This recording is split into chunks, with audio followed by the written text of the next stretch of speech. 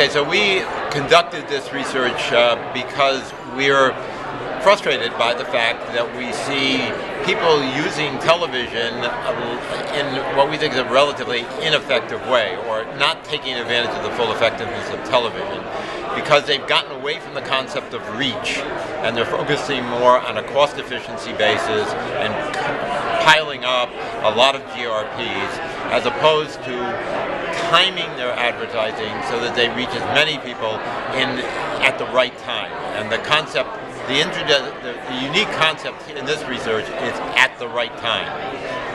What we've done is a great deal of work now with the recency research we did before this, demonstrating that in fact the advertising decay function does work. Advertising is most effective for 48 hours after exposure.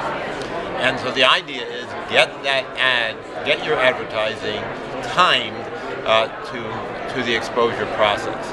And this is a way that we think you can do that, and do that quite effectively. And the tools are there now to do it. We didn't have these kinds of tools before to be able to tie actual purchase behavior to advertising exposure as precisely as we can now. And Nielsen Catalina, through Leslie's good work, has really moved forward on this front, and really we're very excited about where this is taking us, because hopefully advertisers will recognize that that because your television, once you establish through the creative side and the creative testing that we're doing, that's why we're working with Dr. Marcy on the creative side. Once you establish that you have a good ad that works, then there's no reason not to try to get it to everyone.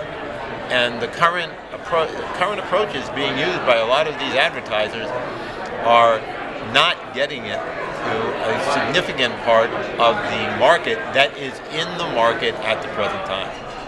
So the work we presented yesterday and today, called Purchase-Driven Planning, I think is going to rock our industry. I think it's going to be a seismic change and create really dramatic new ways to think about how media works, and how to test alternative plans, alternative methodologies to get to, by putting incremental sales in the middle of your plan.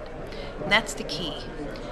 What we've uncovered is, instead of measuring reach of households or people, we're measuring reach of purchase events, purchase occasions, category purchase occasions. So it's events where somebody goes to the store and buys the category. That becomes our unit. So instead of looking at reach of households, we're looking at reach of events. Instead of looking at incremental dollars per reached household, we're looking at incremental dollars per reached purchase event. If you put those together, you can estimate each of those pieces, and the answer is ROI. It's your incremental sales. So we now can see exactly how to measure incremental sales. And when you have that, you can decompose an existing plan and understand what part of it was because you had good creative, what part of it was due to good lots of reach, how much did reach hurt you, how much. It actually makes a difference for recency. When you actually do a recency plan, you get higher delivery of incremental sales. So your measure becomes incremental sales, and you can see how do these pieces go together. And they're the same pieces we've always had. They're reach, they're targeting, they're recency, like how do you flight, they are and good creative. And for the digital example that we shared this morning, we took a plan as it aired, a schedule as it actually aired, and then I said, well, what if you put creative in that actually works? So I swapped in a sister brand, same company, same category, but a different brand. I swapped in their creative, because clearly these people know how to make creative. 17 times bigger lift. When I swapped in, I said, swap in another brand's targeting, same category, same manufacturer. Swap in a better delivered impressions, 1,700 times better. Like, it dramatically increases the kind of incremental sales you can have. So understanding how these pieces go together can have a dramatic effect.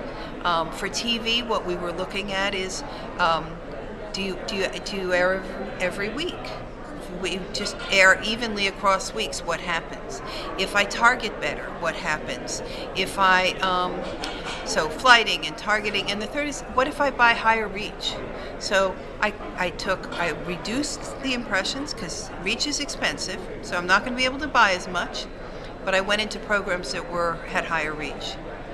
It's 15% higher incremental sales. So having these pieces gives you insights into what works and how it works, and I think that's going to open doors into taking our traditional measures and giving them the ability to understand how they change our current goal of ROI.